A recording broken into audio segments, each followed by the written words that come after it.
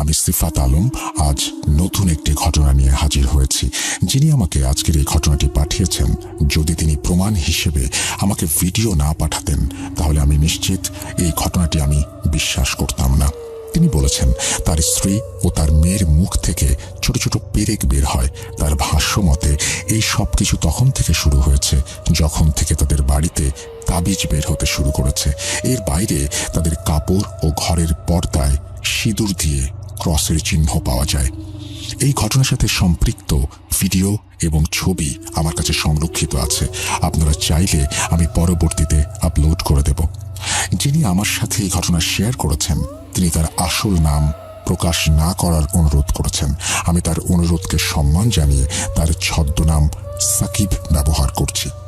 এই সব কিছু সাকিবের পরিবারের সঙ্গে কিভাবে শুরু হলো, কেন হলো, তাদের উপর কে কালো জাদু করেছে, এই পরিবার কতজনের কাছে চিকিৎসার জন্য গিয়েছেন আর তাদের সঙ্গে কি কি অভিজ্ঞতা হয়েছে, এসব কিছু আমি সাকিবের ভাষাতেই বলছি। ঘটনার ভেতর থাকা অনিচ্ছাকৃত ভুল ত্রুটির জন্য আমি সবার কাছে ক্ষমা প্রার্থনা করছি। বলছেন সাকিব, এই ঘটনাটি 1998 সালের আগে শুরু হয়েছিল। আমরা 4 ভাই এবং 2 বোন। আমি পরিবারের সবচেয়ে বড় ছেলে। লেখাপড়া শেষ করেছি কয়েক বছর হলো, আর তাই পরিবারকে সাপোর্ট দেওয়ার জন্য আমি একটি চাকরিতে জয়েন করি। আমার তখনের চাকরিটি মোটামুটি ভালো একটি চাকরি ছিল। আমাদের সংসার আমার এবং আব্বার বেতনের উপর নির্ভরশীল ছিল। তখন আমার ছোট ভাইয়ের পড়াশোনা চলছিল। তারপর হঠাৎ একদিন আব্বা দুনিয়ার মায়া কাটিয়ে আল্লাহর কাছে চলে গেলেন। এরপর আমি সব দায়িত্ব আমার ঘাড়ে নিয়ে নিলাম।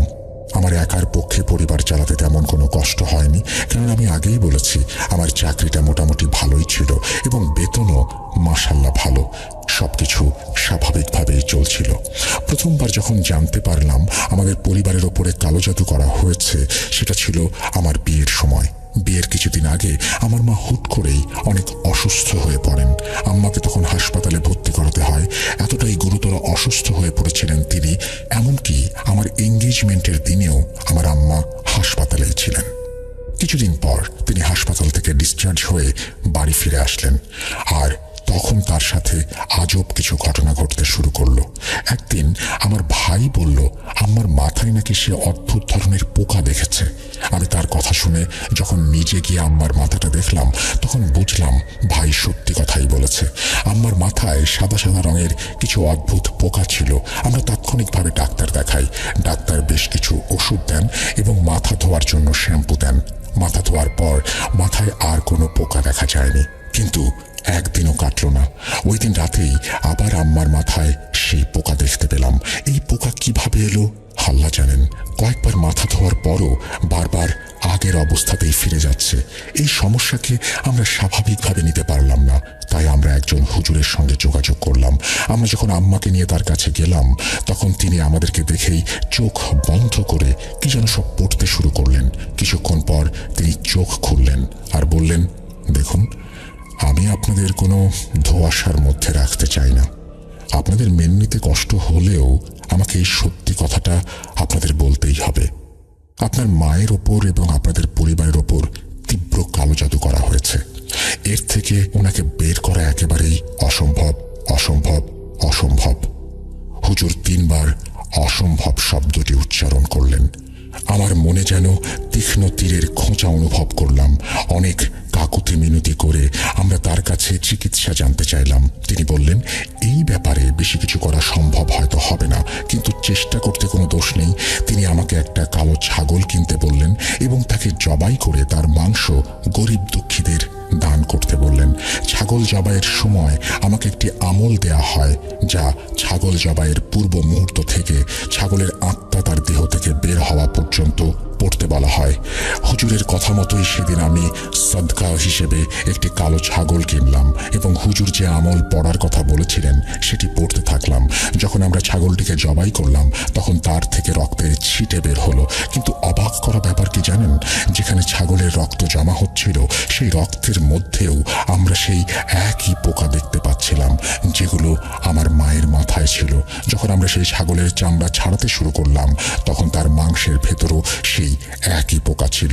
এই ছাগলের মাংস দান করা সম্ভব ছিল না, আর তাই আমরা ছাগলটিকে মাটিতে দাফন করলাম। আমরা যখন এই কথা গিয়ে হুজুরকে বললাম তখন তিনি বললেন, আপনি আরও একটি ছাগলের ব্যবস্থা করুন এবং তাকে জবাই করুন। ছাগল একদমে কিনবেন, কোনো দর কষাকষি চলবে না। তার কথা মতোই আমরা দ্বিতীয়বার ছাগল কিনে তাকে জবাই করলাম। তখনও একই রকম ঘটনা ঘটল। তার রক্তে এবং মাংসে সেই সাদা পোকাগুলো সেই দিনও ছিল। আমরা আবার হুজুরের সঙ্গে যোগাযোগ করলাম। তিনি বললেন, আপনি আরও একটি ছাগল জবাই করুন, এবারের ছাগলের মধ্যে থেকে কোনো প্রকারের কীট বের হবে না। হুজুরের কথা মতো আমরা তৃতীয়বার ছাগল জবাই করলাম এবং সত্যি যেমনটি তিনি বলেছিলেন তেমনটি হলো।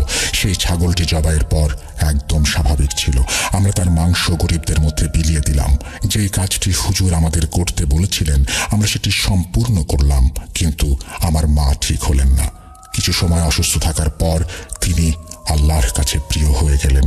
আমার মৃত্যুর পর আমি বাড়ির অভিভাবক হয়ে গিয়েছিলাম। পরিবারের অভিভাবক হওয়ার পর যেমনটি হয় তেমনটি হলো আমার সাথে। বাড়ির বড় হিসেবে আমাকেই সবাই সবকিছুর দায়িত্ব অর্পণ করে দেয়। আমার ছোট ভাইয়েরা কোনো কাজ করত না, আর আমি একা একা পুরো বাড়ির বোঝা নিতে পারছিলাম না। এই কারণে আমার উপর চাপ বাড়তে লাগলো, আমার উপর ঋণ বাড়তে লাগলো। আমি একসময় তাদের ওপর চাপ দিলাম যেন তারা কিছু না কিছু কাজ করে আর বাড়ির খরচ চালাতে আমাকে সাহায্য করে, কিন্তু চাপ দেওয়ার ফল হলো বিপরীত। আমার পরিবারটি নিমিষেই ভেঙে টুকরো টুকরো হয়ে গেল। বোনদের তো আগেই বিয়ে হয়ে গিয়েছিল, আর এবার সব ভাইও আলাদা হয়ে গেল। বাধ্য হয়ে আমিও আলাদা বাড়িতে চলে গেলাম। এখন শুধু আমার নিজের বলতে আমার পরিবার। আলাদা হবার পর আমি কিছুটা সুখের মুখ দেখলাম। কিছুদিনের মাঝে আমার অবস্থাও ফেরে আর আমি একটা আলাদা বাড়িও কিনে ফেলি। কিন্তু ওই যে বললাম কিছুটা সুখের মুখ দেখেছিলাম, আস্তে আস্তে আমাদের বাড়িতে এমন কিছু ঘটতে শুরু করলো যা থেকে বুঝতে পারছিলাম কিছু একটা গন্ডগোল আছে। কেউ তো আছে যে আমাদের সাথে খারাপ কিছু ঘটানোর তোড়জোড় করে চলেছে। আমাদের বাড়ির দেয়ালের বিভিন্ন স্থানে রক্তের দাগ দেখা যেতে শুরু করলো। আমি আমার পাড়ার মসজিদের ইমামকে ডেকে সব দেখালাম। তিনি নিশ্চিত করলেন আমাদের ওপর কালো জাদু করা হয়েছে। এরপর আমাদের ঘরে সন্ধ্যার সময় অর্থাৎ মাগরিবের পরে এক অদ্ভুত গন্ধ আসতে শুরু করে। এই গন্ধের উৎস খোঁজার জন্য আমি একবার ঘর পরিষ্কার করেছিলাম আর দেখার চেষ্টা করেছিলাম এই গন্ধ কোথা থেকে আসে।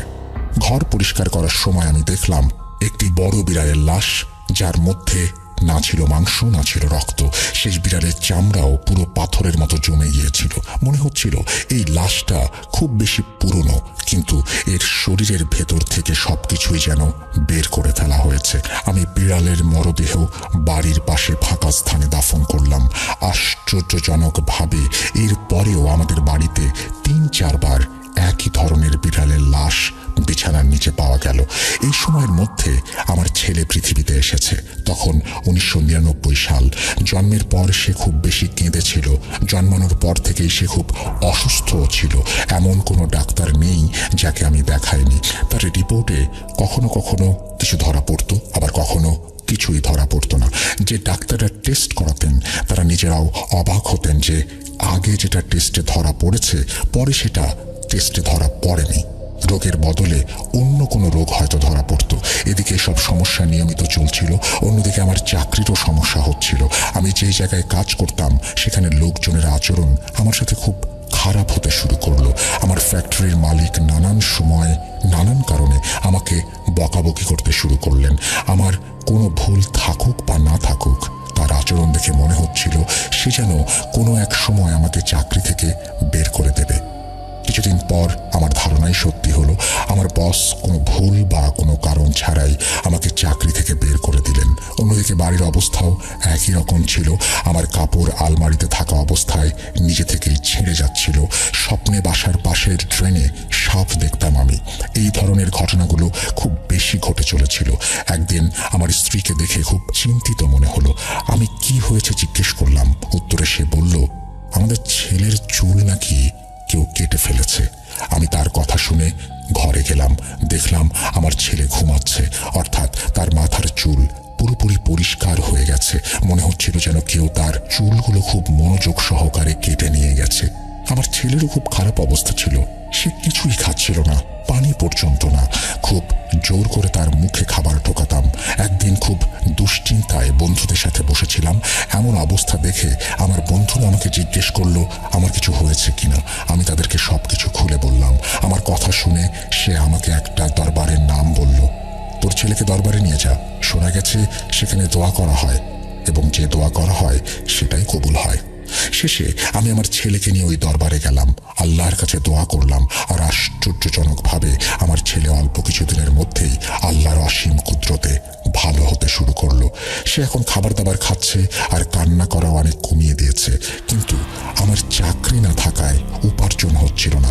বাধ্য হয়ে আমি একটা হলুদ ট্যাক্সি ভাড়া নিলাম আর চালাতে শুরু করলাম। ঠিকাদারকে টাকা দেওয়ার পর আমার কাছে খুব অল্প টাকা থাকতো, যা দিয়ে সংসার চালানো কঠিন হয়ে পড়ছিল। তবু আল্লাহর উপর ভরসা রেখেই জীবন কাটাচ্ছিলাম। কিছুদিন ঠিক চলার পর আবার প্রায় 3 সপ্তাহেই বিছানার নিচ থেকে 1 বা 2 বার কখনো বিড়ালের আবার কখনো পেঁচার লাশ বের হয়ে আসতো। তাদের মধ্যে না থাকতো মাংস, না থাকতো চোখ, শুধু থাকতো শুকনো ত্বক আর হাড্ডি। যদি আমি ট্যাক্সি চালাচ্ছিলাম, কিন্তু আমি এতে মোটেও সন্তুষ্ট ছিলাম না, কেননা আয় রোজগার তেমন একটা হচ্ছিল না। আমি চাইছিলাম কোনো একটা ভালো কোম্পানিতে আমার চাকরি হোক, কারণ পরিবারের অবস্থা দিন দিন খারাপ হয়ে যাচ্ছে। আমি যেখানেই ভ্যাকেন্সি দেখতাম সেখানেই অ্যাপ্লাই করতাম। আমি কয়েকটি রেফারেন্সও দিয়েছিলাম, কিন্তু কিছুতেই কিছু হচ্ছিল না। আমি প্রতি 2-3 দিন পর পর নানান কোম্পানিতে চক্কর লাগাতাম, তাদের কাছে মিনতি করতাম, কিন্তু তারা কেউ আমাকে চাকরি দিত না, এড়িয়ে যেত। একদিন আমি ট্যাক্সি চালাচ্ছিলাম, পেছনে একজন যাত্রী বসেছিল। আমার ফোনে এক বন্ধুর কল আসলো।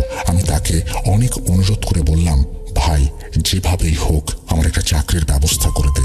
সে আমাকে বলেছিল, দেখ আমি চেষ্টা করছি, আমাকে একটু সময় দে, আমি দেখছি কি করা যায়। তার কথা শুনে আমি নিরাশ হয়ে ফোন রেখে দেই। পেছনে যে যাত্রী বসেছিল সে আমার কথাগুলো শুনেছিল। যখন আমি কলটা কেটে দিলাম তখন সে আমার কাছে আমার সমস্যার ব্যাপারে জানতে চাইল। তখন আমার মন এতটাই ভারাক্রান্ত ছিল যে আমি তাকে সব কিছু খুলে বললাম, আমার বাড়িতে কি সমস্যা চলছে এবং কিভাবে জাদুর মাধ্যমে আমার চাকরিটা শেষ করে দেয়া হয়েছে, সব কিছু। সেই যাত্রী আমাকে বলল, আমি আপনার চাকরির ব্যাপারে কিছু করতে পারবো না, কিন্তু হ্যাঁ আপনার সাথে যে সমস্যাগুলো চলছে সে সম্পর্কে আমি হয়তো কিছু একটা করতে পারি। আমি একজন কবিরাজ সাহেবের কথা জানি, যিনি রংপুরে থাকেন। তিনি অমুসলিম, কিন্তু আপনার চিকিৎসা নিশ্চিতভাবেই করবেন। তার কথা শুনে আমি দ্বিধাদ্বন্দ্বে পড়ে গেলাম, কারণ কবিরাজ অমুসলিম, কি থেকে কি হয় কে জানে। কিন্তু তখন আমার যে সময় কাটছিল তা কতটা ভয়াবহ ছিল আপনারা বুঝতেই পারছেন। আমার শুধু সমস্যা সমাধানের প্রয়োজন ছিল, তা মুসলিমের মাধ্যমেই হোক বা অমুসলিমের মাধ্যমে। ওই যাত্রী আমাকে যে ঠিকানা দিয়েছিলেন সেই অনুযায়ী আমি কিছুদিন পর সেখানে চলে গেলাম। আমি সেখানে একজন কবিরাজের দেখা পেলাম। তার সাথে দেখা হলেও প্রথমে তাকে কিছুই বললাম না। আমি কথা বলতে গেলে তিনি আমাকে ইশারায় চুপ থাকতে বলেন। তিনি শুধু আমার নাম জানতে চাইলেন এবং আশ্চর্যজনকভাবে নিজেই আমার জীবনের ব্যাপারে বলতে শুরু করলেন। প্রথমে আমি মনে করেছিলাম যে যাত্রীকে আমি সবকিছু বলেছিলাম হয়তো সে তাকে কিছু জানিয়েছে, কিন্তু কবিরাজ তো আমার ছেলেবেলা পর্যন্ত চলে গেল। আমার ছেলেবেলায় আমি একবার গাছ থেকে পড়ে আমার একটি দাঁত হারিয়েছিলাম, যা কারোর জানার কথা না। তিনি সেটাও আমাকে বলে দিলেন। এছাড়াও তিনি এমন সব কথা বলতে শুরু করলেন যা আমি ছাড়া আর কারো জানার কথা না। আমার ওপর হওয়া কালো জাদুর ব্যাপারে তিনি ঠিক একই কথা বললেন যা আগে অন্যরাও বলেছিল। তিনি বললেন, আমার ওপর জাদু যে করাচ্ছে সে নাকি আমার খুবই কাছের মানুষ। যখন আমি তার কাছে চিকিৎসার কথা জানতে চাইলাম তখন তিনি আমাকে কিছু জিনিস আনতে বললেন। এই জিনিসগুলোর মধ্যে ছিল লবঙ্গ, মরিচ, বিভিন্ন গাছের পাতা এবং কবরস্থানের মাটি। আমি তাকে বললাম, আপনারা আমার থেকে টাকা নিন আর দয়া করে নিজেই জিনিসগুলো জোগাড় করে আনুন। তিনি সেই 2006 সালে আমার কাছ থেকে 500 টাকা নিলেন এবং আমাকে একটা তাবিজ দিয়ে বললেন, এটা গলা থেকে কখনো খুলবে না, এটা রক্ষা করবে। এরপর আমি তাকে বললাম আমার চাকরির সমস্যার কথা। যেসব কোম্পানিতে ভ্যাকেন্সি আছে সেসব কোম্পানির জন্য আমার যথেষ্ট যোগ্যতাও আছে, তবুও কেউ আমাকে চাকরি দিচ্ছে না। তিনি আমাকে বলছিলেন আজ থেকে 3 দিন পর নাকি আমার চাকরি হবে। ভাই বিশ্বাস করুন, আমি মঙ্গলবার সেই লোকটার কাছে গিয়েছিলাম আর শুক্রবার আমাকে একটি অফিস থেকে ফোন করা হলো, যেখানে আমি বারবার গিয়েও কোনো কাজ হয়নি। সেখান থেকে আমাকে ফোন করে বলা হলো সেখানে আমি সরাসরি জেনারেল ম্যানেজারের নিচে কাজ করব। এত বড় পোস্টের জন্য আমি আবেদনই করিনি। কিভাবে এটা হলো আমি জানি না। কোনো চিন্তা ভাবনা না করেই আমি চাকরিতে ঢুকে পড়লাম আর মন দিয়ে চাকরি করতে লাগলাম। আমি প্রায় 10 বছর সেখানে চাকরি করলাম। আল্লাহর কাছে শুকরিয়া, সেখানে কোনো সমস্যা হয়নি। আমি নিয়মিত রংপুরে সেই কবিরাজের কাছে যেতাম এবং তাকে নানা উপহার, টাকা পয়সা দিতাম। তারপর 2016 সালে জানতে পারলাম তিনি মৃত্যুবরণ করেছেন। তার মৃত্যুর পরপরই আমার পরিস্থিতি আবার খারাপ হতে শুরু করলো। প্রথমে আমার চাকরিটা গেল, তারপরে আমার স্ত্রীর অবস্থা খারাপ হতে শুরু করলো। দিন দিন সে দুর্বল হয়ে যাচ্ছিল। সব শেষে তার মুখ থেকে পেরেক বের হওয়া শুরু করলো। আমি আবার সেই বিপদের মধ্যে পড়ে গেলাম। এদিকে আমার চাকরি নেই, অন্যদিকে স্ত্রীর অসুস্থতা। দিন দিন তার শরীর শুকিয়ে যাচ্ছিল। আর এই বিষয়টা আমার জন্য খুবই অদ্ভুত ছিল যে তার মুখ থেকে ছোট ছোট পেরেক বের হচ্ছিল। আমার স্ত্রী বিছানায় পড়ে গেল। আমি তাকে অনেক ডাক্তার ও পীর ফকিরদের কাছে নিয়ে গিয়েছিলাম। শুরুর দিকে কিছুটা ভালো হলেও আবার তার অবস্থা পুনরায় খারাপ হয়ে যেত। এদিকে চাকরি না থাকায় সংসার চালাতে হিমশিম খাচ্ছিলাম। উপায়ন্তর না দেখে একটা জায়গায় ড্রাইভারের চাকরি নিলাম। চাকরিতে গাড়ির মালিক আমাকে গাড়ি ভাড়া দিল। লাভ হোক বা না হোক আমাকে প্রতিদিন তাকে বেশ মোটা অঙ্কের টাকা দিতে হতো। দিন আনা দিন খাওয়ার মতো অবস্থা হয়ে যায় আমার। আমি আবারও ঋণগ্রস্ত হয়ে যাই, কিন্তু আল্লাহ তাআলা আমার সহায় হন। তিনি কোনো না কোনো উপায় বের করে দেন, যার ফলে আমি টেনে টুনে পরিবারটা চালাতে সক্ষম হই। 2020 সালের ঘটনা। তখন আমার এক মেয়ে আর এক ছেলে। মেয়ের জন্ম 2001 সালে। একদিন সকালে আমার মেয়ে রিকশায় করে কলেজে যাচ্ছিল। এই মেয়েটা সেই মেয়ে যার ভিডিও আমি আপনাকে পাঠিয়েছি। যখন সে কলেজে পৌঁছালো তখন ম্যানেজমেন্টের লোকেরা বলতে শুরু করলো, কি ব্যাপার, তুমি তো সকালে এসে ট্রান্সফার সার্টিফিকেটের জন্য আবেদন করে গেলে, এখন আবার কি চাই? আমার মেয়ে হতবাক হয়ে তাদের মুখের দিকে তাকিয়ে রইল, কারণ সে এইমাত্র কলেজে ঢুকেছে আর সে ট্রান্সফার সার্টিফিকেটের আবেদন কেনই বা করবে। সে বলে, স্যার আমি তো এইমাত্র কলেজে এসেছি, কিসের ট্রান্সফার? আমি তো কিছুই জানি না। তার কথা শুনে কলেজের লোকেরা তার সামনে ট্রান্সফার সার্টিফিকেটের সেই লেটারটা মেলে ধরল, যেখানে তার সাইনও ছিল এবং লেখা ছিল সে এই কলেজে আর পড়তে ইচ্ছুক নয়। আমার মেয়ে এটা দেখে কাঁদতে শুরু করলো এবং সে যে এই কাজ করেনি তা তাদেরকে বোঝানোর অনেক চেষ্টা করলো। সে কান্না জর্জরিত হয়ে বলেছিল সে সকালে কলেজেই আসেনি, কিন্তু কলেজ কর্তৃপক্ষ মানল না, কারণ সাইনটা তো আমার মেয়েরই ছিল। শেষ পর্যন্ত কি হয়েছে জানেন? আমি যখন মেয়ের সাথে কলেজে গেলাম তখন তাদের কাছে গিয়ে সিসিটিভি ফুটেজ বের করলাম। সেখানে একটা মেয়ে ছিল যে কিনা দেখতে একদম আমার মেয়ের মতোই ছিল। বুঝতে পারছেন, যখন আমি বাবা হয়ে এটা নিশ্চিত করেছি যে ও একদম আমার মেয়ের মতো, তখন অন্যদের তো কনফিউজড হওয়াটাই স্বাভাবিক। আমার মিনতি আমার মেয়েকে ভর্তি বাতিল হওয়া থেকে বাঁচালো। আমি নিজের ব্যক্তিগত স্বার্থের তাগিদে কলেজের নাম নিচ্ছি না, কিন্তু কতদিন পর তার স্বাস্থ্য এত খারাপ হয়ে গেল যে বাধ্য হয়ে তার পড়াশোনা ছেড়ে দিতে হলো। আগে যা তার মায়ের সাথে হচ্ছিল এখন তার সাথেও তাই হতে শুরু হলো। তার মুখ থেকেও ছোট ছোট পেরেক বের হওয়া শুরু হলো। এরপর তার উপর জিন হাজির হতে শুরু করলো। যে তার উপর হাজির হতো সে নিজেকে অমুসলিম বলতো এবং নাম ঈশাই বলতো। সে বলেছিল তাকে একজন খুব শক্তিশালী জাদুকর পাঠিয়েছে এবং জাদুকরের হাতে নাকি তার নিজের মেয়ে আছে। যদি সে আমার মেয়েকে না মারে তাহলে জাদুকর নাকি তার মেয়েকেই মেরে ফেলবে। আমি আমার মেয়ের রুমে আজান দিতাম, সূরা বাকারা চালিয়ে দিতাম। জিন বারবার নিজেকে অসহায় আর নিরুপায় বলছিল। সে বলছিল, আমি জাদুকরের কবলে পড়ে বাধ্য হয়ে এখানে এসেছি। আমার কোনো ইচ্ছে নেই আপনার মেয়েকে হত্যা করার, কিন্তু আমার নিজের মেয়ের জন্য আমার কাছে এছাড়া আর কোনো পথ খোলা নেই। আমাকে ক্ষমা করবেন, আমি স্বেচ্ছায় এই কাজ করছি না। যদি কেউ চেষ্টা করে আর আমাকে ছাড়িয়েও নেয় তাতেও বিশেষ কোনো লাভ হবে না। এর ফলে আমার মেয়ে মারা যাবে, কিন্তু আপনার মেয়েও বাঁচতে পারবে না। আমাকে সরালে আবার অন্য কাউকে পাঠানো হবে। আপনার মেয়ের মৃত্যু ছাড়া আর কোনো পরিণতি তার নসিবে নেই। সে আরো জানায় জাদুকরের উদ্দেশ্য আমার পুরো পরিবারকে মেরে ফেলা। কিছুতেই আমরা এসব সমস্যা থেকে পরিত্রাণ পাচ্ছিলাম না। এসব সমস্যা যত দিন যাচ্ছিল কেবল বেড়েই চলছিল। অন্যদিকে আমার স্ত্রীর সাথে যা ঘটলো তারপর আমার জীবন আরো অন্ধকারে তলিয়ে গেল। আমার স্ত্রী আমার সামনে ভালোভাবে ওয়াশরুমে গিয়েছিল, কিন্তু সে ফিরে এলে আমি দেখি তার পুরো শরীর সামনের দিকে ঝুঁকে গেছে। মনে হচ্ছিল সে কুঁজো হয়ে গেছে। হাসপাতালের ডাক্তাররা বলেছিল তার হাড়ের টিবি হতে পারে। আমার ওপর চারপাশ থেকে ক্রমাগত বিপদ আসছিল। আমার মেয়ের ওপরও 2-3 দিন পর পরই সেই জিন হাজির হতে লাগলো আর বারবার ক্ষমা প্রার্থনা করতে লাগলো। আর আমার কাজ ছিল 2টি, আমি আজান দিতাম আর সূরা বাকারা পড়তাম।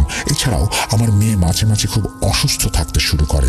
প্রায় সময় তার ইউরিন আটকে যেত, তাকে হাসপাতালে নিয়ে ইউরিন ব্যাগ লাগাতে হতো। যখন আমরা কোনো পীর বা হুজুর দিয়ে তার চিকিৎসা শুরু করতাম, তখন কিছুদিনের জন্য সে ভালো থাকতো, আবার আগের অবস্থায় ফিরে যেত।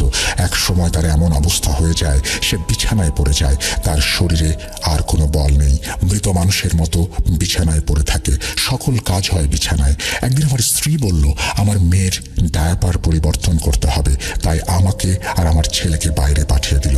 আমি বাইরে গিয়ে ছেলের মাথায় হাত রেখে বললাম, বাবা, আমাকে মাফ করে দিও। আমি তোমাদের কাউকে ভালো জীবন দিতে পারিনি, আমি কাউকে ভালো রাখতে পারিনি। আমার জন্যই আজ তোমাদের এই করুণ অবস্থা। আমাকে ঘৃণা করো না, একটু দয়া করো নিজের বাবাকে। আমার কথা শেষ হলে ছেলের চোখে পানির উপস্থিতি দেখতে পেলাম। চুপচাপ বাবা ছেলে দাঁড়িয়ে আছে। একটু পর আমার মেয়ের ঘর থেকে আমার স্ত্রীর চিৎকারের আওয়াজ আসতে লাগলো। যখন আমি আর আমার ছেলে ঘরে ঢুকলাম, তখন দেখলাম আমার মেয়ে তার মায়ের পাশেই রয়েছে আর আমার স্ত্রীর গলা চেপে ধরেছে। যখন আমি তাকে ছাড়ানোর জন্য এগিয়ে গেলাম, তখন সে তার মাকে তুলে পেছনে ফেলে দিল। আমি তাকে আটকাতে গেলে একই কাজ সে আমার সাথেও করলো। আমি আর আমার ছেলে আমরা দুজন মিলে বড় কষ্টে তাকে ধরলাম এবং বিছানায় শুইয়ে দিলাম। আমি আজান দিতে লাগলাম, সূরা বাকারা পড়তে লাগলাম। এভাবেই সবকিছু চলতে থাকলো এবং পরিস্থিতি আরো খারাপ হতে লাগলো। 2022 সালে আমার হার্ট অ্যাটাক হলো। হবে বা না কেন, এত চাপ চিন্তা করে মানুষ কতদিনই বা সুস্থ থাকতে পারে বলুন? ওই সময় আমি একটি ফ্যাক্টরিতে ছোটখাটো কাজ করছিলাম। আমাকে কাজের লোকেরাই ধরাধরি করে হাসপাতালে নিয়ে যায়। আগে থেকেই একের পর এক সমস্যা লেগেই ছিল, আর এখন আমি নিজেই অসুস্থ হয়ে পড়লাম।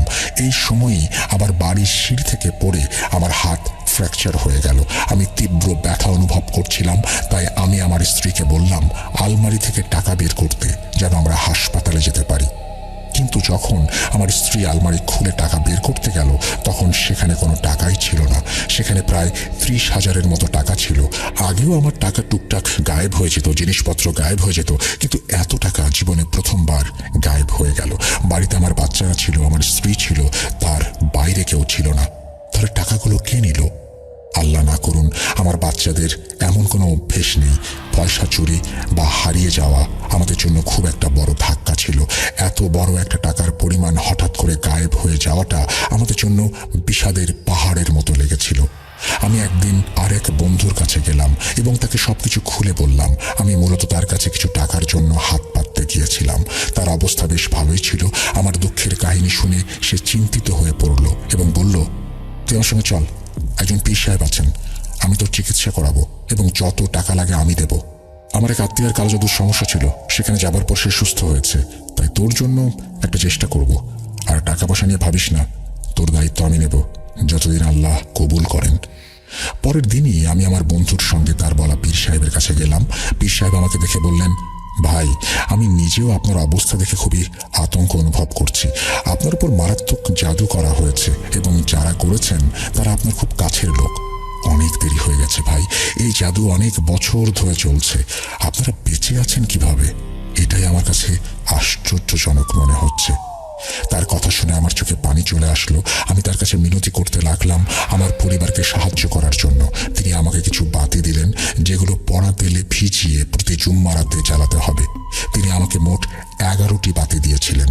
সাথে তিনি একটি তাবিজও দিয়ে বললেন, এটি আপনার মেয়ের গলায় পরিয়ে দিন। যা কিছুই হোক না কেন, এটা গলা থেকে যেন কিছুতেই না খোলা হয়। আমি তাবিজ নিয়ে এসে আমার মেয়ের গলায় পরিয়ে দিলাম।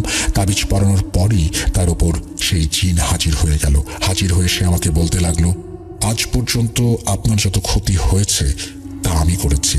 আপনার স্ত্রীকে আমরাই অসুস্থ করেছি, আপনার টাকাও আমরাই সরিয়েছি এবং আপনার মেয়ের এই অবস্থাও আমরাই করেছি। আমাদের একটাই উদ্দেশ্য, আপনার পরিবারকে ধ্বংস করা আর আপনাদের সবাইকে মেরে ফেলা। আমি আমার পরিবার সেই জাদুকরের কাছে জিম্মি। আমাদের কোনো উপায় নেই। আমি টানা 11 শুক্রবার রাত ধরে সেই বাতি জ্বালিয়েছি এবং নিজে সারা রাত জেগে পাহারা দিয়েছি। প্রথম দিকে বেশ ভালোই ফলাফল পাচ্ছিলাম। যে জিন আমার মেয়ের ওপর হাজির হতো সে বলতো ওই তাবিজটা খুলে ফেলতে, কিন্তু আমরা তার কথা শুনিনি।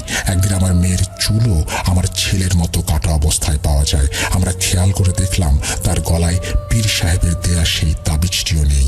যখন আমি পীর সাহেবের কাছে গিয়ে এই কথা বললাম, তখন তিনি আমাকে এড়িয়ে যেতে লাগলেন এবং তার আচরণ দেখে মনে হচ্ছিল তিনি আর কোনো চিকিৎসা করতে চান না। তারপর অন্য এক পীর সাহেবের কাছে গেলাম চিকিৎসার জন্য। তিনিও আমাকে দেখে বাকি সবার মতো একই কথা বললেন। তিনি জানালেন তিনি কোনো পাকা কথা দিতে পারবেন না, কিন্তু তিনি চেষ্টার কোনো কমতি রাখবেন না। শুরু হলো চিকিৎসা। তার চিকিৎসার পর প্রায় 6-7 মাস বেশ শান্তিতে ছিলাম আমরা, কিন্তু এখন পুনরায় পরিস্থিতি আবার খারাপ হতে শুরু করেছে। আমি একজন কবিরাজকে দিয়ে পরীক্ষা করিয়েছিলাম আমার সমস্যাগুলো গভীরভাবে জানার জন্য। সে বলেছে আপনার ঘরে বর্তমানে 115টি জিন রয়েছে, যারা জাদুর মাধ্যমে আপনাদের উপর ক্রমাগত লক্ষ্য রেখে যাচ্ছে, যেন আপনার পরিবারকে ধ্বংস করতে পারে। আমি এখন অসুস্থ, আমার কাজও ঠিক মতো চলছে না। কখনো যাই, কখনো ছুটি নিতে হয়, কেননা কখনো আমার বউ আবার কখনো আমার মেয়ে মারাত্মক অসুস্থ হয়ে পড়ে এবং তাদের মুখ দিয়ে পেরেক বের হয়। পূর্বের মতোই আবার ঘরে তাবিজ বের হতে শুরু করেছে, যেগুলো ছবি আপনাকে পাঠিয়েছি। আমার মেয়ের কাপড়ে সিঁদুরের ক্রসের চিহ্ন পাওয়া যাচ্ছে অনেকদিন হলো। তাবিজের ওপর নাম লেখা থাকে, পুতুল তৈরি করা হয় এবং সেগুলোর ওপরেও ক্রসের চিহ্ন দেয়া থাকে। এই সব কিছু সহ্য করতে করতে 25-26 বছর পার হয়ে গেছে। কখনো কখনো মনে হয় যেন আমার সামনের সব দরজা একে একে বন্ধ হয়ে গেছে। একের পর এক শুধু বিপদ আর বিপদ। আপনার কাছ থেকে আর আপনাদের মাধ্যমে যারা আমার এই ঘটনাটি শুনবেন, তাদের কাছে আমার শুধুমাত্র একটাই অনুরোধ আছে, দয়া করে প্রতিটি নামাজে আমার জন্য একবার হলেও দোয়া করবেন, কারণ আমার সঙ্গে সেসব প্রতিনিয়ত ঘটে চলেছে। আর জিন একটি চক্র আমাকে, আমার পরিবারকে যেভাবে দুমড়ে মুচড়ে ফেলেছে, তাতে আপনাদের কাছে দোয়া চাওয়া ছাড়া আর কোনো পথ খোলা নেই। আল্লাহ তাআলা আমাদের ওপর দয়া করবেন এই আশাতেই আছি। আমি তো এই দুনিয়ার জীবন নিয়ে একেবারেই হতাশ। আর কোনো কবিরাজ বা পীর সাহেবের কাছে যেতে চাই না, কারণ আমি এখন নিঃস্ব, দিন আনি দিন খাই। আর তাদের কাছে গিয়েই বা কি হবে? তারা একদিক থেকে সামাল দিলে অন্যদিকে সেই জাদুকর আবার আমার পেছনে লাগবে। আমি আর সব চাই না। এখন যতদিন বাঁচি একটু শান্তিতে বাঁচতে চাই। আমার 2 সন্তানের জীবন শুরু হবার আগেই শেষ হয়ে যাচ্ছে। বাবা হয়ে আমি শুধু ফ্যাল ফ্যাল করে তাকিয়ে আছি। আর আফসোস এই একটি কারণেই, না হলে ভাবি আল্লাহ পরীক্ষা নিচ্ছেন, হয়তো পরকালে এর প্রতিদান পাবো। দয়া করে আমার জন্য, আমার পরিবারের জন্য দোয়া করবেন। আমাকে একজন ভিক্ষুক ভাবতে পারেন না, আমি টাকা ভিক্ষা করি না, দোয়া ভিক্ষা করি। আসসালামু আলাইকুম। শেষ হলো সাকিব ভাইয়ের ঘটনা। আমি ঘটনার শেষে ভিডিও এবং ছবি আপলোড করে দেব। আপনাদের কাছে আমারও অনুরোধ, সাকিব ভাইয়ের জন্য দোয়া করবেন, কারণ এখন দোয়া ছাড়া আর কিছুই তার কাজে আসবে না। আল্লাহ যেন ওনার বাকি জীবন সহজ করে দেন, আমিন। আজ বিদায় নিচ্ছি। দেখা হবে খুব শীঘ্রই নতুন কোনো এপিসোডে। আপনাদের জন্য অনেক লম্বা একটি স্পেশাল ঘটনা অপেক্ষা করছে, যা আমি 2 পর্বে ভাগ করে শেয়ার করব এবং 2টি পর্ব আপনারা একসাথেই পাবেন। তাই কাউকে দ্বিতীয় পর্বের জন্য অপেক্ষা করতে হবে না। আমি আপনাদের কাছে আমার পরিবারের জন্য এবং নিজের জন্য দোয়া চাচ্ছি। এই বলে সিফাত আলম তার ঘটনা শেষ করেছেন। থ্যাংক ইউ ভেরি মাচ সিফাত আলম আপনার ঘটনার জন্য। আশা করছি এই ঘটনাটি আপনাদেরও ভালো লেগেছে। যদি ভালো লাগে অবশ্যই আমাদের জানাবেন। আমরা এখন যেটা করব সেটা হচ্ছে আরো পরবর্তী কিছু ঘটনায় যেতে চাই, এবং সেই ঘটনাগুলো হয়তো আপনারা শুনেছেন বা শুনেননি বা বারবার শুনতে চাইবেন। চলুন সেই ঘটনাগুলোর দিকে যাওয়া যাক। Welcome back. আপনাদের সবাইকে স্বাগত জানাচ্ছি। আমি রাসেল। আশা করছি আপনারা সবাই ভালো আছেন, ভালোর দলে আছেন। আমিও ভালো আছি, ভালোর দলে আছি, এবং আশা করছি আজকেও আমরা যে ঘটনাটি আপনাদের সামনে উপস্থাপন করব সেটি প্রথম থেকে শেষ পর্যন্ত আপনারা শুনবেন। যারা বৃহস্পতিবার, শুক্রবারের পরে আরও একবার হারিয়ে যেতে চান ভয়ের রাজ্যে, তাদের জন্যই আমাদের এই বিশেষ আয়োজন। যেভাবে লেখা আছে সেভাবেই পড়ে শোনাচ্ছি। আসসালামু আলাইকুম। আমি সাব্বির হোসাইন হানিফ, বর্তমানে সরকারি বাংলা কলেজ ইন্টারমিডিয়েট ফার্স্ট ইয়ারে পড়ছি। আমি ক্লাস 8 পর্যন্ত পড়াশোনা করেছি গাজীপুর জেলার শ্রীপুর থানার ধনুয়া গ্রামে। সেখানে পড়াশোনা শেষ করার পর আমার পরিবার ঠিক করে আমরা গ্রামের বাড়িতে চলে যাব, কিন্তু আমার বাবার এক পরিচিত লোকের সুবাদে আমাদের আর বাড়িতে যাওয়া হয় না, এবং ক্লাস 9-এ সেই সময়টাতে আমরা, মানে আমার পরিবার, সেই ভদ্রলোকের বাড়িতে ভাড়ায় উঠি। তারপর সে এলাকায় আমার ফ্রেন্ড না হলেও আমি পরিচিত হই অনেক বড় ভাইদের সাথে। আমরা সবাই যখন একসাথে হতাম তখন অনেক আনন্দ করতাম। আমরা প্রতি সপ্তাহে একবার বা মাঝে মাঝে মাসের মধ্যে 2-3 বার বিভিন্ন ধরনের পার্টি দিতাম, যেমন খিচুড়ি, বিরিয়ানি, মানে যে সময় যেটা ভালো মনে হতো আর কি। একদিন আমরা সবাই চিন্তা করলাম, যেহেতু আমরা সবাই এরকম আয়োজন মাঝে মধ্যেই করে থাকি, সেই জন্য আমাদের একটা নির্দিষ্ট স্থান দরকার। তারপর আমরা একটা স্থান ঠিক করলাম। সেই স্থানটা ছিল একটা বাঁশ ঝাড়ের নিচে। সেখানে আমরা কিছু কাঠ কিনে গোল করে একটা মাচা বানাই এবং তার ওপর ছাতার মতো ত্রিপল লাগিয়ে দেই। সেখানে আমরা প্রতিনিয়তই আড্ডা দিতাম। মূল কাহিনীটা শুরু হলো একদিন রাতে, যখন আমরা সবাই মিলে বিরিয়ানি রান্না করার প্ল্যান করছিলাম এবং সব কেনাকাটা করে বিরিয়ানি রান্নার শেষে সবাই মিলে খেতে বসেছি। খাওয়া দাওয়া যখন শেষের দিকে, তখন পাশের বাড়ির ভাড়াটিয়া মহিলা জোরে একটা চিৎকার দেয়। চিৎকার দেওয়ার পরে আমরা প্রথমে সবাই ভাবলাম হয়তো পারিবারিক ঝগড়া কলহ, কিন্তু যখন মহিলা আবার জোরে জোরে চিৎকার করতে থাকে তখন আমরা সবাই বললাম, না, এবার আর বসে থাকা যায় না, আগে গিয়ে দেখি কি হয়েছে। তারপর সেখানে দুইজন বলল, তোমরা সবাই গিয়ে দেখে আসো, আমরা দুজন এখানে খাবারগুলো পাহারা দিচ্ছি, কারণ কুকুর এসে খাবার নষ্ট করে ফেলতে পারে। তারপর সেখানে আমরা গেলাম, গিয়ে দেখি ঘরের মধ্যে আলো জ্বালানো এবং আশেপাশের রুমের অনেকেই জড়ো হয়েছে। তখন কেউ একজন জিজ্ঞেস করলো, কি হয়েছে তোমাদের, এত রাতে চিৎকার করছো কেন? তখন ওই মহিলার জবানবন্দিতে আমাদের সবার গায়ের লোম দাঁড়িয়ে গেল। মহিলার কথাগুলো ছিল এরকম, উনি স্বপ্ন দেখেন যে রাতে উনি ঘুমাচ্ছেন এবং হঠাৎ করে তার আশেপাশে সব কালো চুলে ভরে গেছে। এই স্বপ্ন দেখার পর উনি যখন জেগে ওঠেন তখন তিনি দেখতে পান বাস্তবেই তার আশেপাশে সম্পূর্ণ ঘর জুড়ে কালো চুলে ছেয়ে গেছে, এমনকি তার হাত পাও চুল দিয়ে বাঁধা। এই কাহিনী শোনার পরে আমাদের আর ভালো লাগলো না। তখন আমরা আবার সেখানে চলে গেলাম এবং যা খাবার বাকি ছিল তা খেয়ে শেষ করলাম। মনে ভয় নেই আমরা সবাই খাবার খাচ্ছিলাম।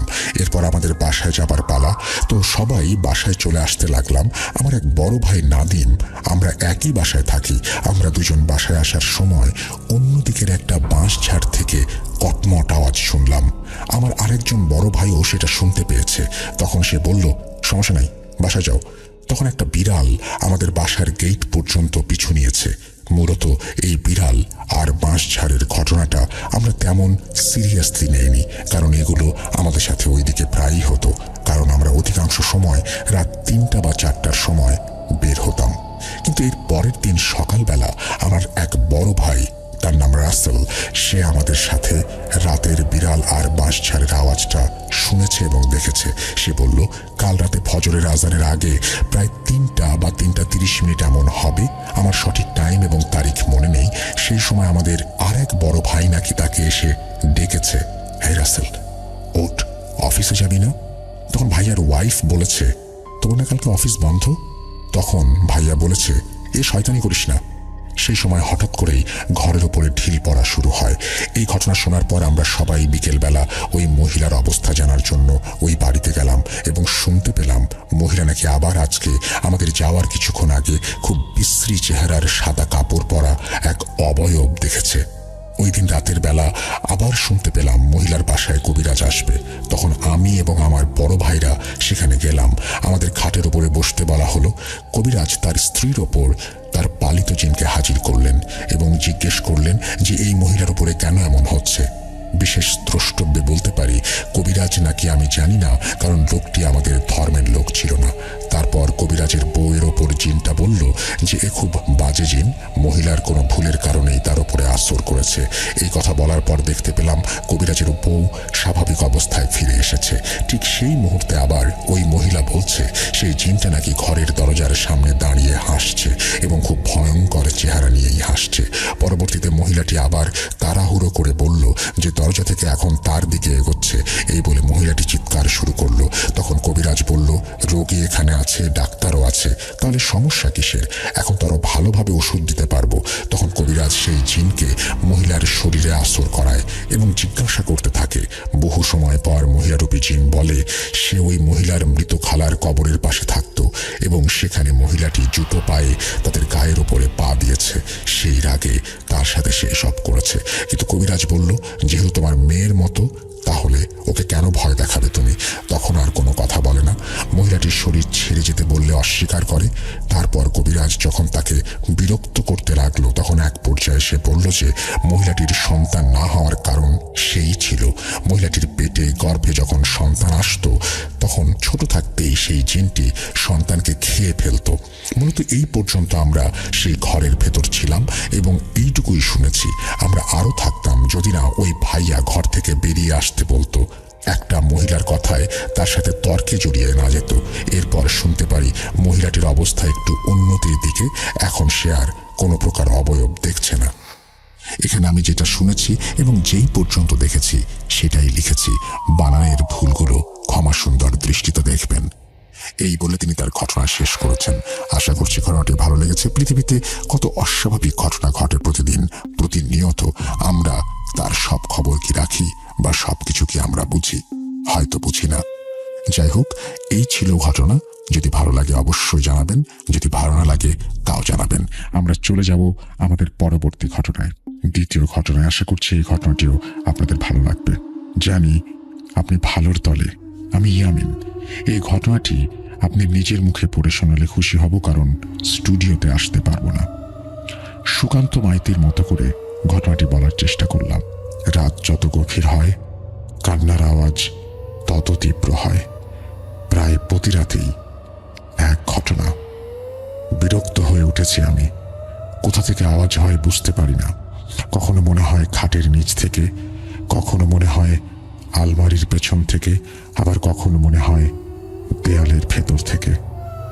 রাতে ঘুমালে কখনো এতটা কাছে মনে হয় যেন চোখ খুললেই কোনো এক বাচ্চা মেয়েকে কাঁদতে দেখব মুখের ওপর। অন্যদিকে আবার দুপুরবেলা মনে হয় কেউ খুব তীক্ষ্ণ দৃষ্টিতে আমার চলাফেরার ওপর নজর রাখছে।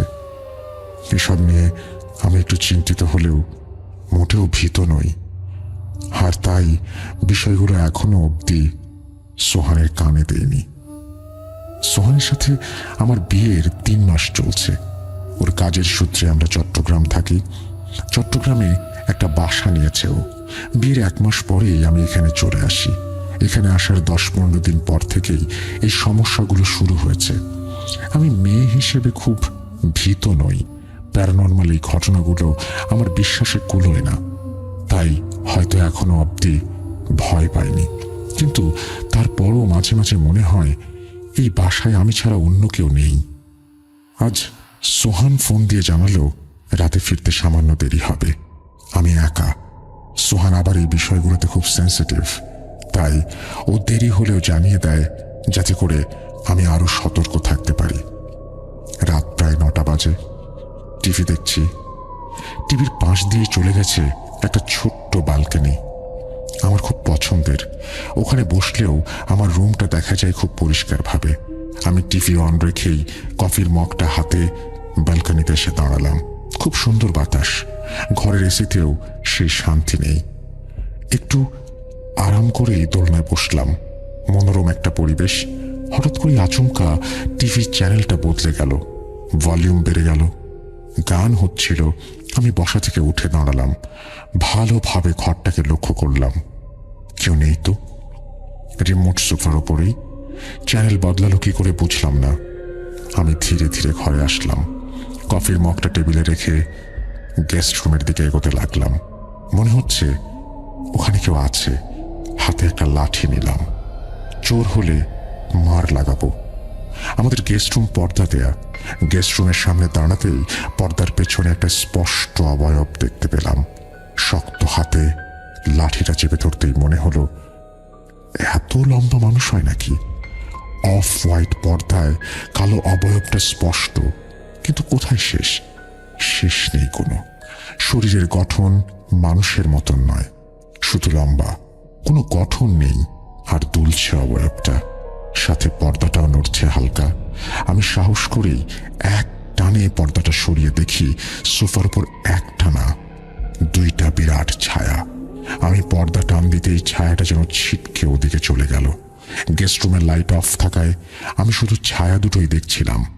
হঠাৎ দরজার কলিং বেল বেজে উঠল। আমি ছুটে গিয়ে দরজা খুলে দেখি সোহান। ওকে দেখে শান্তি ফিরে পেলাম। খেতে বসেছি। ভাবলাম আজকের ঘটনাগুলো সব জানিয়ে দেব ওকে, কারণ আমি সত্যি ভয় পেয়েছি।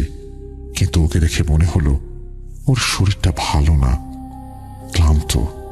তাই কিছু না বলেই আমি শুতে এলাম। কতক্ষণ ঘুমিয়েছি মনে নেই। কলিং বেলের তীব্র আওয়াজে ঘুম ভেঙে গেল আমার। বিরক্ত হলাম ভীষণ। এই সময় আবার কে?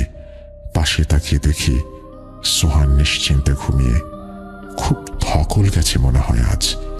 বেলটা বেজেই যাচ্ছে। হাতে একটা লাঠি নিয়ে বের হলাম। আমার আবার খুব জোরের ভয়। দরজা খুলে দিয়ে আমি হতভম্ব। সোহান বৃষ্টিতে ভিজে কাক ভেজা হয়ে আমার সামনে দাঁড়িয়ে। আমি চোখ বড় বড় করে সোহানকে দেখছি। সোহান এগিয়ে এসে আমার গায়ে হাত রেখে বলল, রিঙ্কি, আরে ওকে, ভয় পাচ্ছ কেন? আমি সোহানকে ধাক্কা দিয়ে দৌড়ে বেডরুমে চলে আসলাম। এসে দেখি ঘর ফাঁকা, কেউ নেই ঘরে। আমি চিৎকার দিয়ে জ্ঞান হারালাম।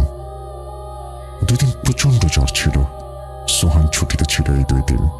আজ অনেকটা সুস্থ মনেই সোহানকে গতদিনের ঘটে যাওয়া ঘটনাটা পুরো খুলে বললাম।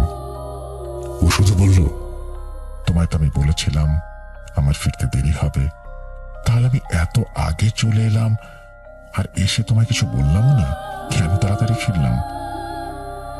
কি বলেছি এসব কিছু?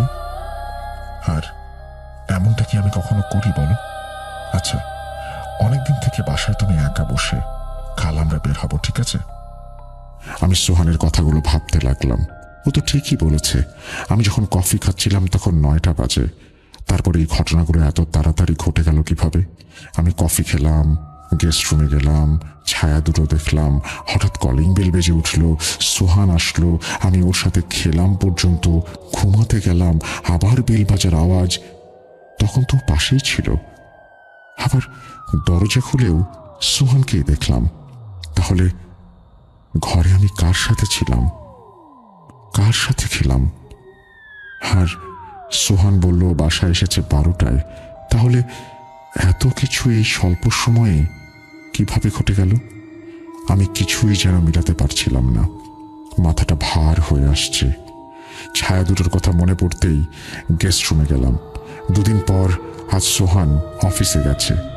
বর্তমানে আমি একা সোফায় বসে আছি। হঠাৎ ধূপ করে একটা কিছু পড়ার আওয়াজ পেলাম রান্নাঘর থেকে। রান্নাঘরে যেতে ভয় পাচ্ছি, শরীরটা ভালো নেই। নতুন কোনো ধাক্কা হয়তো আমি আর নিতে পারবো না। রান্নাঘরে গিয়ে দেখি কিছুই নেই, সব ঠিক। শুধু তেলের বোতলটা মাটিতে পড়ে আছে, কিন্তু তেল নেই। ইদানিং বেশ কিছুদিন থেকে বাড়িতে অন্য কোনো সমস্যা না থাকলেও তেল পাওয়া যাচ্ছে না। কথাটা খুব হাস্যকর হলেও সত্যি। প্রতিদিন তেল ভর্তি করে রাখলেও তেলের বোতল ফাঁকা হয়ে যায় নিমিষেই। ইঁদুরের কাজ না কিসের কাজ আমি জানি না। প্রতিদিন দুপুরে রান্না করার সময় এই ঝামেলা আমার পোহাতে হয়। আজও তাই হয়েছে। তাই আজ তেল কিনে আর রান্নাঘরে রাখিনি, আমি বেডরুমে রেখে দিয়েছি। যা হয় হোক, নিজ চোখে দেখা যাবে এবার।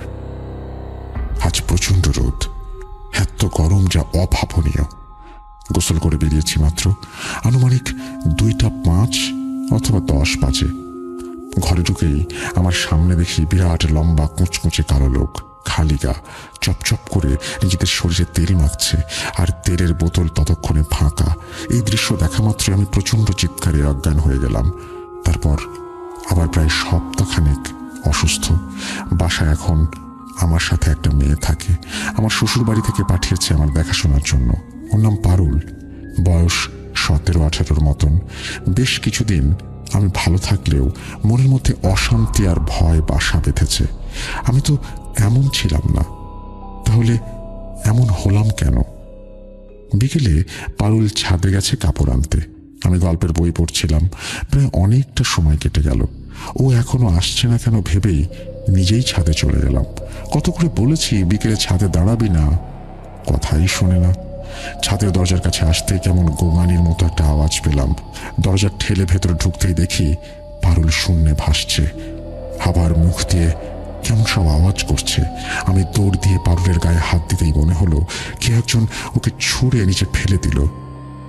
তারপর থেকে পারুল অসুস্থ, কোমরের একটা হাড় ভেঙে গেছে।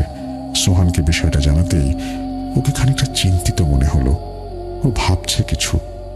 পারুল প্রায় 2 দিন কিছু খায়নি, এক দৃষ্টিতে তাকিয়ে থাকে শুধু।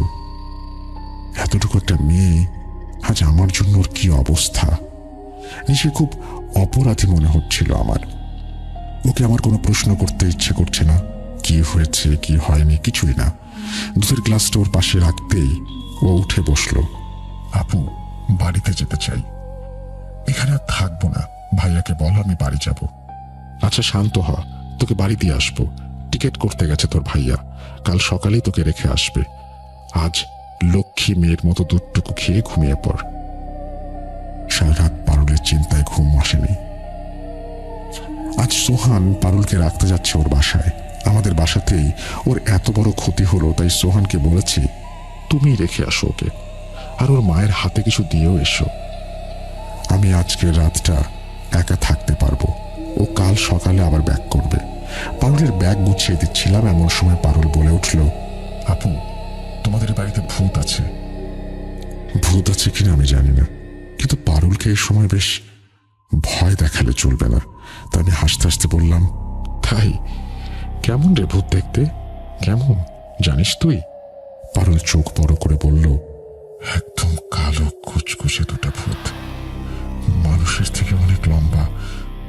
ওই যে সেদিন ওরাই তো আমাকে ছাদে ধরে রেখেছিল।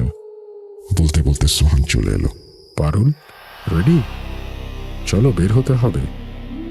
তারপর আমাকে বিদায় জানিয়ে দুজনে চলে গেল। খুব একটা শান্তি পাচ্ছি না আমি, ভয় পাচ্ছি। আজ রাতে বাসায় আমি একা, আর পারুল ও 2টা লোকের কথা বলল। ও তো ভুল কিছু দেখেনি, সত্যি তো ওরা আছে। ওরা কে, কেন ওরা এখানে? এই বাসাটা এখন আমার কাছে বিভৎস লাগে। তেলের বোতলটা বের করে রান্নাঘরে রেখে এলাম। আমি রুমে শুয়ে আছি। রাত 3:30 বাজে। হঠাৎ রান্নাঘর থেকে খসখস আওয়াজ ভেসে আসলো। বুঝতে পারছিলাম রান্নাঘরে কেউ এসেছে, হয়তো ওই 2 জন। কিন্তু আমি মনে মনে ঠিক করলাম, না, আমি ওইদিকে মনোযোগ দেব না, দেখতে যাব না। আমি ফেসবুক স্ক্রল করে যাচ্ছি। এভাবে থাকতে থাকতে কখন যেন ঘুমিয়ে পড়েছি। ঘুম ভেঙে দেখি পুরো বাড়ি অন্ধকার। বুঝলাম সন্ধ্যা হয়ে গেছে। দিনের বেলা কোনো রুমেই আমি লাইট দেই না, তাই পুরো বাড়ি এখন অন্ধকার হয়ে আছে। আমি ফোন হাতে ফ্ল্যাশটা অন করে পাশে চোখ যেতেই দেখি বিরাট লম্বা মোটা একটা লোক আমার পাশে হাত পা ছিটিয়ে শুয়ে আছে। তার চোখ দুটো চকচক করে জ্বলছিল। আমি চিৎকার দিয়ে বিছানা থেকে উঠে দাঁড়ালাম। সাহস করে ফ্ল্যাশ লাইটটা আবার বিছানায় দিতেই দেখি বিছানাটা ফাঁকা। আমি ধীরে ধীরে ঘরের সব লাইট জ্বালিয়ে দিলাম। তারপর রান্নাঘরের লাইট জ্বালিয়ে দেখি পুরো মেঝেতে তেল চিপচিপে হয়ে আছে। আমি সেদিকে আর চোখ না দিয়ে ড্রয়িং রুমে আসলাম। টিভি দেখছিলাম। হঠাৎ মনে হলো গেস্ট রুম থেকে বেডরুমের দিকে যেন কে হেঁটে গেল। আমি সোফায় বসে থাকায় দেখতে না পেলেও বুঝতে পারলাম বারবার হাঁটাচলা করছিল কেউ, পা টেনে টেনে হাঁটাচলা করছিল। আমি মনে মনে সাহস করলাম, আর ভালো লাগছে না এভাবে, এই ভয়ে ভয়ে থাকতে। যা হবার হবে দেখা যাবে। আমি জানি এই বাড়িতে আমি ছাড়া আরো 2 জন আছে। আমি ড্রয়িং রুমের দরজার সামনে দাঁড়িয়ে ওই বিদঘুটে কালো লম্বা 2 জন মানুষকে দেখতে পেলাম। তারা দাঁড়িয়ে, এত ভয়ঙ্কর চেহারা তাদের, পুরো শরীর তেলে চকচক করছিল। এই মুহূর্তে আমার মনে হচ্ছে এই দৃশ্য দেখার আগে আমি কেন মরে গেলাম না। আমি কি করব ভেবে না পেয়ে ওদের পাশ কেটে আমার রুমে যাওয়ার চেষ্টা করতেই আমি পড়ে গেলাম। মনে হচ্ছে আমার পা কেউ টেনে ধরেছে। পেছনে তাকিয়ে দেখি সত্যি তো ওরা আমার পা টেনে ধরেছে। আমি আমার রুমের দরজাটা শক্ত করে ধরেছি।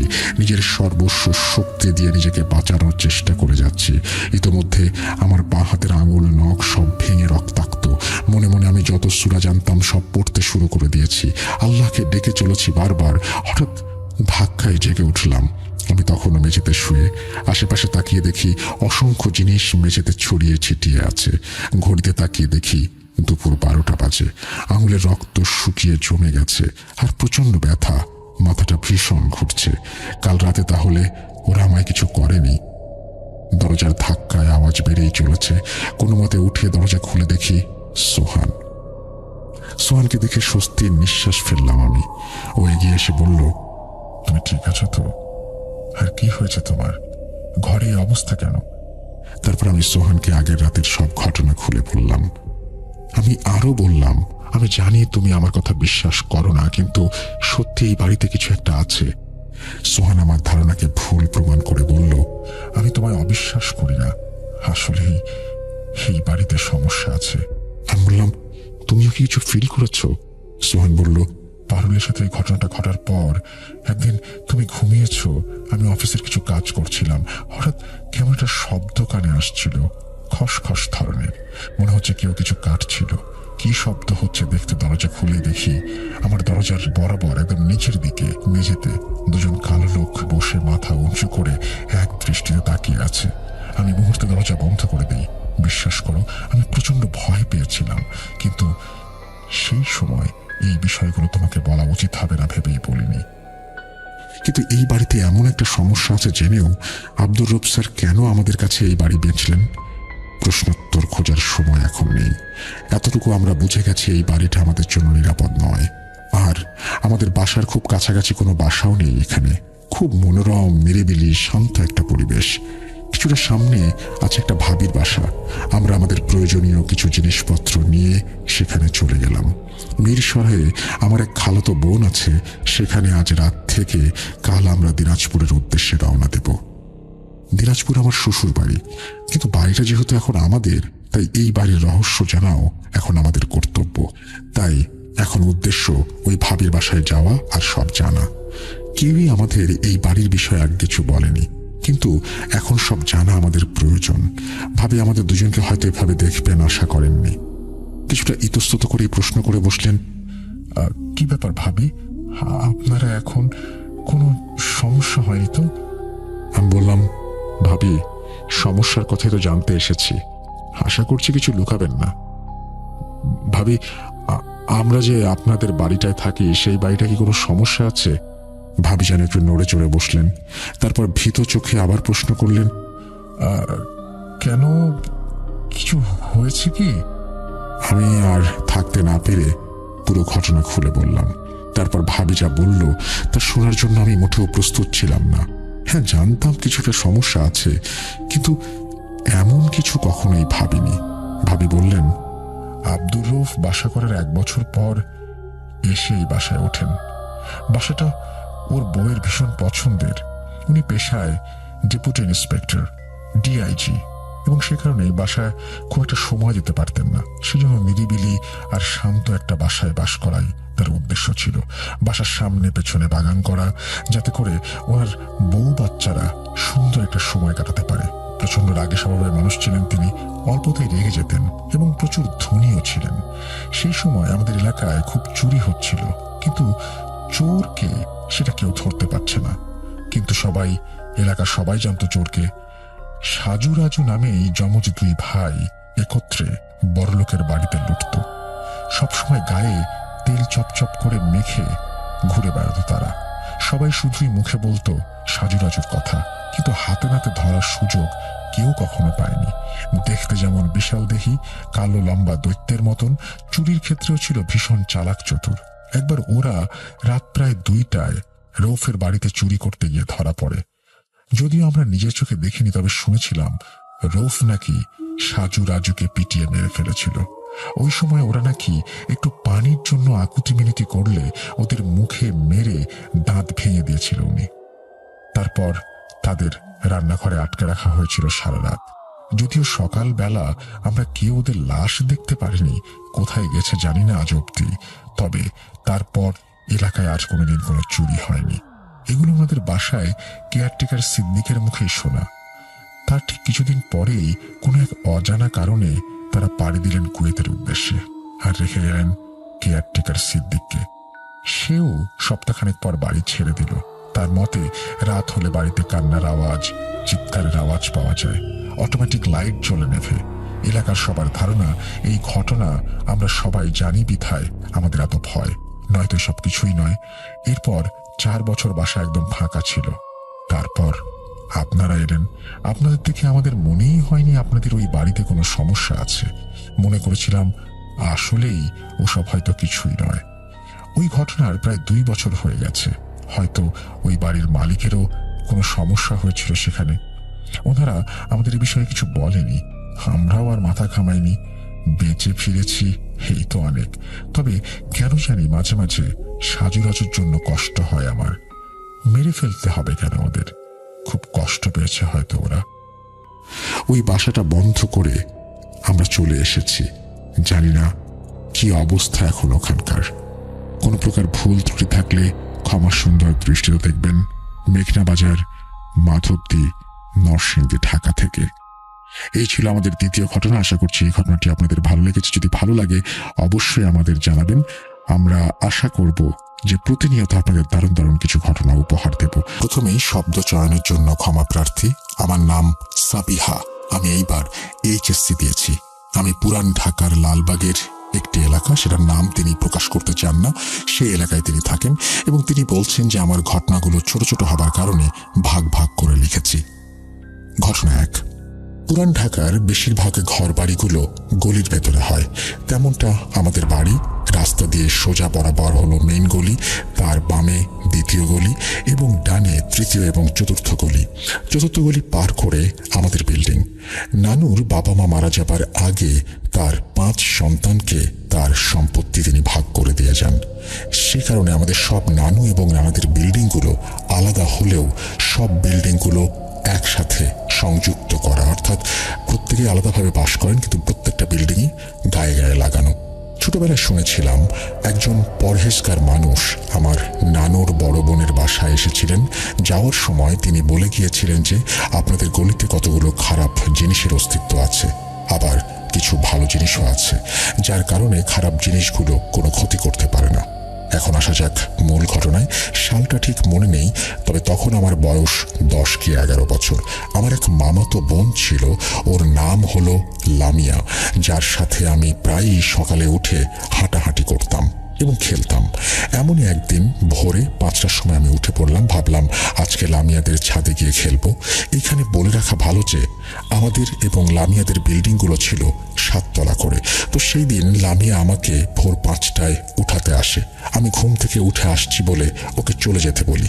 হাত মুখ ধুয়ে ঘর থেকে বের হয়ে যেই না ওদের বিল্ডিংয়ের সিঁড়িতে পা দিলাম, ওই মুহূর্তে শুনলাম কেউ একজন নুপুর পরে আমার সাথে পা বাড়ালো। সেই মুহূর্তে নুপুরের একটা ঝনঝনানির শব্দ আমার কানে এলো। উল্লেখ্য, নিচতলায় থাকাতে 1 পা বাড়ালেই আমার নানুর বড় বোনের বিল্ডিং, মানে লামিয়ার নানুদের বিল্ডিং। তো আমার যেতে বেশিক্ষণ লাগেনি। নিজের মনের ধোঁকা ভেবে সিঁড়ি দিয়ে উঠতে লাগলাম। 1, 2, 3 তলা ওঠার পর যেই না 4 তলায় পা দিলাম, তখনই অনুভব করলাম সেই নুপুরের শব্দটি আমার 1-2 হাত দূর থেকে আসছে। এরপর 5 তলায় উঠতেই মনে হলো কেউ একজন আমার পেছনে আমার সাথেই। ঘুরে দেখলাম কেউ নেই। সিঁড়ি দিয়ে উঠতে লাগলাম। যেই না 1 পা সিঁড়িতে দিয়েছি, অমনি আবারও নুপুরের শব্দ কানে এলো। আর এক সিঁড়িতে পা দিয়েছি, সেইভাবে নুপুরের শব্দ কানে এলো। এইভাবে 4 নম্বর সিঁড়িতে পা যেই না দিয়েছি, আবারও নুপুরের শব্দ শুনতে পেলাম। শরীর ঠান্ডা হয়ে গেল। পা মনে হয় জমে গিয়েছে, সিঁড়ি দিয়ে উঠতে পারছি না। সেই ছোট বয়সে যা সূরা পারতাম মনে মনে সবগুলো পড়তে শুরু করলাম। দৌড় মেরে উপরে ওঠার চেষ্টা করলাম। যত দৌড়াচ্ছি সেই নুপুরের শব্দটিও আমার সাথেই দৌড়াচ্ছে। এইরকম করে আমি এক পর্যায়ে ছাদে পড়ে গেলাম। ছাদে এসে দেখি লামিয়া দাঁড়ানো। ওকে দেখে কিছুটা ভয় দূর হলো আমার। ওর কাছে যেই না সব ঘটনা বলতে যাব, ওই সময় অনুভব করলাম আমার চারপাশে গোল বৃত্তাকার কিছু একটা ঘুরছে এবং নুপুরের শব্দ সেখান থেকে আসছে। দুজনে দুজনের হাত শক্ত করে ধরে রাখলাম এবং অনবরত সূরা পড়তে লাগলাম। প্রায় 1 মিনিট সেই ঘোরে থাকার পর দুজন মিলে একটা দৌড় দিলাম। দৌড়ে যতই নিচে নামছি, সেই নুপুরের শব্দও আমাদের সাথে নিচে নামছে। নামতে নামতে এক সময় আমাদের বিল্ডিংয়ে যেই না পা দিলাম, শব্দটি লামিয়াদের বিল্ডিংয়ের শেষ সীমানায় এসে থেমে গেল। এই ব্যাপারটির সম্পর্কে কাউকে আমি কিছু বলিনি ভয়ে। এত ভোরে কেনই বা বের হয়েছি, এই জন্য বকা খেতে হবে। ঘটনা 2। সেই ঘটনার পর দেখতে দেখতে চলে যায় কয়েক বছর। একদিন আমি বাসায় একা ছিলাম, আম্মু বড় আপু সবাই বাইরে গিয়েছিল। আমি রুমে বসে টিভি দেখছি। ওই মুহূর্তে শুনলাম আবার সেই নুপুরের শব্দটি ভালোভাবে শুনতে রুমের পাখা বন্ধ করে দিলাম। এবার ভালো করে শুনলাম যে শব্দটি আমার রুম থেকেই আসছে। ভয়ে এক দৌড়ে নানুদের ঘরে চলে গেলাম। এরপর সেই শব্দটি আমাদের বিল্ডিংয়ে শোনা যেত প্রায় প্রতি রাতে। মনে হতো কেউ যেন পুরো বিল্ডিং জুড়ে নুপুর পায়ে হাঁটছে। শব্দটি যখন হতো তখন সবাই শুনতে পেত। পরে জানা গিয়েছে যে এই নুপুর পরে হাঁটার শব্দটির উৎপত্তি হয়েছিল আমার নানুর বোনের বাসার পেছনে একটি বড় লম্বা গলির মতো একটি ড্রেন আছে, সেখান থেকে এই শব্দটি উঠে আসতো। তারপর এই শব্দটি আসে আমার নানুর বাসা বা লামিয়াদের বাসা থেকে, তারপর আমাদের বাসায়, এরপর নানু ভাই মানে আমার নানার বাসাতেও সেই শব্দটি চলে যায়। বলা যেতে পারে এই নুপুরের শব্দটি একটি নির্দিষ্ট সময় পরপর স্থান পরিবর্তন করত। এই শব্দটি আমরা অনেকেই শুনতে পারলেও কেউ কখনো আমরা কিছু দেখিনি। ঘটনা 3। আমরা নিচ তলায় থাকার কারণে গভীর রাতে প্রায় 3টা সাড়ে 3টার মধ্যে শুনতে পেতাম যে কে যেন ধীর পায়ে জুতো পরে সিঁড়ি দিয়ে উঠছে। আর এই শব্দটি শুধু আমাদের সিঁড়িতেই সীমাবদ্ধ ছিল। সেই জুতো পরে হাঁটার শব্দটা শুধু আসতো আমাদের গেটের বাইরের সিঁড়ির বারান্দা থেকে শুরু করে নিচ তলার সিঁড়ি পর্যন্ত। আর সব থেকে মজার ব্যাপার হচ্ছে এটি শুধু বারান্দা দিয়ে হাঁটতো, সিঁড়ি দিয়ে উঠতো, কিন্তু সিঁড়ি দিয়ে নামার শব্দ আমরা কখনো পেতাম না। ঘটনা 4। আমাদের বাসার মোট 4টা গলি। রাস্তা থেকে সোজা হাঁটলে বড় গলি, তারপরে 3টি গলি ভাগ হয়ে গিয়েছে। এখন ঘটনায় চলে যাই। ছোটবেলা থেকেই আমরা 5 বান্ধবী, আমি, লামিয়া, ফারিয়া, মুনমুন ও তুষি একসাথে আমাদের রাস্তার সাথে বড় গলিতে খেলতাম। এমনই এক রমজান মাসে আমার বান্ধবী ফারিয়া সেহরি শেষ করে যেই না দাঁড়ালো, দেখলো আমি লাল স্কার্ট পরে সেই বাম দিকের চিপা গলি দিয়ে পলকহীনভাবে তাকিয়ে যাচ্ছি। কিন্তু পরদিন ফারিয়া আমাকে জিজ্ঞেস করার পর আমি বললাম যে কাল রাতে তো আমি বের হইনি। তখন মনের ভেতর এক অজানা ভয় কাজ করতে লাগলো। ফারিয়ার ভাষ্যমতে সে নাকি আমাকে অনেকবার ডেকেছে, আমি শুনিনি। জানি না এই ঘটনাটি কতটুকু সত্যি, কিন্তু আমি এরপর ওকে যতবারই জিজ্ঞেস করেছি সে সবসময় এটাই বলেছে এটা নাকি সত্যি এবং সে দেখেছে। উল্লেখ্য, আমাকে যে গলিতে ফারিয়া যেতে দেখেছিল সেই গলিটা হলো সবচেয়ে খারাপ। সেই গলির ভেতরে অনেক পুরনো একটি ভাঙা বাড়ি আছে, যেখানে একটি টেবিল ও টেবিলের ওপর একটি গলায় ফাঁস দেওয়া দড়ি ঝুলন্ত অবস্থায় থাকতো। যখনই কেউ গলিতে যেত গলার দড়িটা একা একাই ঝুলতে থাকতো। তো এই ছিল ঘটনা। পছন্দ হলে পড়ে শোনাবেন, এই বলে তিনি তার ঘটনা শেষ করেছেন। থ্যাংক ইউ ভেরি মাচ আপনার ঘটনার জন্য। আশা করছি এই ঘটনাটি আপনাদেরও ভালো লেগেছে। ভালো লাগলে অবশ্যই আমাদের জানাবেন। আমরা আজকের মতো বিদায় নিচ্ছি।